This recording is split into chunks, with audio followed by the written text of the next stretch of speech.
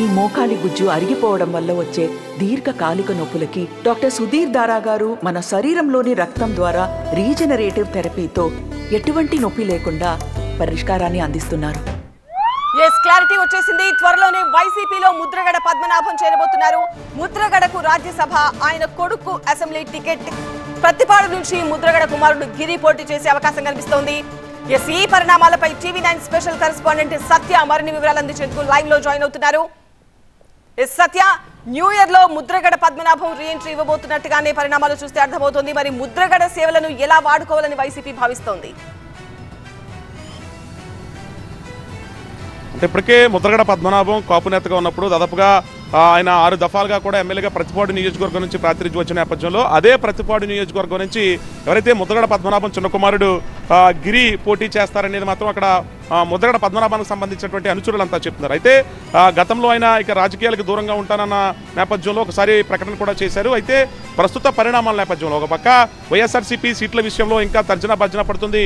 Sitting ఎమ్మెల్యేలకు కొంచెం అదే ప్రతిపాడు ఎమ్మెల్యేగా ఉన్నటువంటి ఎవరైతే పర్వత పూర్ణచంద్ర ప్రసాద్ ఉన్నారో పర్వత పూర్ణచంద్ర ప్లేస్లో ఒక పక్క జానకితో పాటు మరొక పక్క వరుపుల సుబ్బారావు కూడా ఉన్నట్టుగా తెలుస్తుంది. అయితే వీళ్ళని కాదని అంటే స్థానిక ఎమ్మెల్యే ఇచ్చినటువంటి సలహా సూచన మేరకు అధిష్టానం ముద్రగడ పద్మనాభం చిన్నకుమారుడికి ఇస్తే ప్రస్తుతం ముద్రగడ పద్మనాభం చిన్నకుమారుడు వ్యాపార లావాదేవీలు చూసుకున్నారు.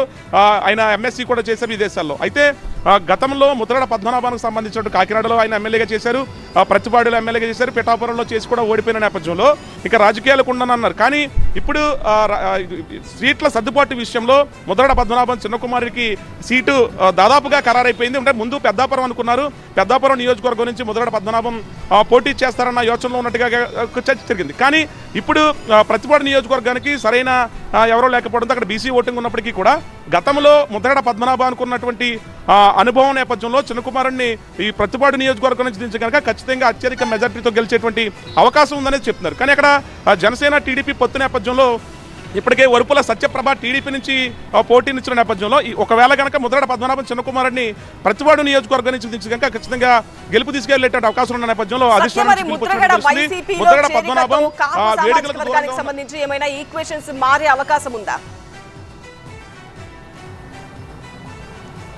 అంటే అక్కడ జనసేనకు సంబంధించినటువంటి కానివచ్చు, టీడీపీ జనసేనకు సంబంధించిన కాపు ఓటింగ్కి అంతా కూడా ఒక పక్క ముద్రగడ పద్మనాభం అనుకుంటుంది. కానీ కొంతమంది కాపుకి సంబంధించినటువంటి సామాజిక వర్గంలో కాపు వ్యతిరేక ఓట్లు ఉన్నాయనేది మాత్రం చర్చ జరుగుతుంది. ఖచ్చితంగా ముద్రగడ పద్మనాభం కనుక పోటీ చేస్తే ఇటు దానికి తగ్గట్టుగానే ఇటు నుంచి జనసేన నుంచి కానవచ్చు, టీడీపీ నుంచి కానవచ్చు బరిలోకి దిగబోతున్నారన్నారు. ఎందుకంటే పక్కన ఉన్నటువంటి పిఠాపురం నియోజకవర్గంలో ఇప్పటికే పెండెం దొరబాబుకి వైఎస్ఆర్సీపీ నుంచి సీటు రాకపోవడంతో పెండెం దొరబాబుని ఆపోజిట్లో ముద్రగడ పద్మనాభం ఎవరైతే ఫ్యామిలీ నుంచి దిగితే కనుక జనసేన పెండెం దొరబాబుతో టచ్లో ఉన్నట్టుగా తెలుస్తుంది. త్వరలోనే పెండెం దొరబాబు కూడా పవన్ కళ్యాణ్తో భేటీ అవుతారనేది మాత్రం చిన్న సమాచారం. అయితే ముద్రగడ పద్మనాభం చిన్న కుమారుడికి వ్యాపారాలు చేసుకున్నప్పటికీ కూడా ఈసారి జనవరి 1వ తారీఖున వేడుకలకి అందరే రావాల్సిందిగా ఇప్పటికే ముద్రగడ పద్మనాభం అనుచరులందరికీ కూడా పిలుపునిచ్చిన నేపథ్యంలో ఆయన రాజకీయ ప్రకటన జనవరి 1 కానీ 2 కానీ ఉంటుంది.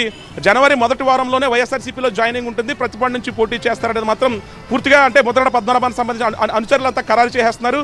ఖచ్చితంగా ఈసారి ముద్రగడ పద్మనాభం పూర్వ వైభవాన్ని ఈ చిన్న కుమారుడు తీసుకొస్తాడనేది మాత్రం ముద్రగడ పద్మనాభానికి సంబంధించినటువంటి అనుచరులు అభిమానులు అయితే చెప్పుకుంటున్న పరిస్థితి ప్రతిపాడులో ఉంది.